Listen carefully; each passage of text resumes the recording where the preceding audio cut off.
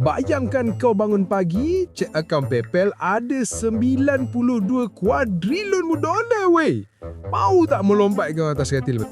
Dengan amount sebesar itu, masih tetap jauh lebih kaya dari Elon Musk dan Jeff Bezos yang kalau dikombainkan, harta diorang cuma $665.7 bilion.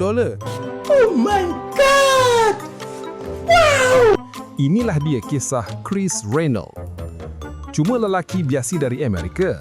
Dia buka email terus terkejut sebab dalam akaun PayPal dia ada duit lebih besar daripada kekayaan seluruh dunia. Tapi malangnya, semua tu cuma glitch sistem lah pula. Bila dia login balik, baki tu dah hilang.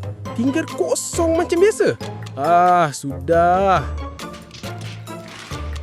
Chris sempat bergurau pula tu. Kalau duit tu betul, dia nak bayar hutang negara, beli pasukan bola kegemaran dia dan bantu komuniti sekitar.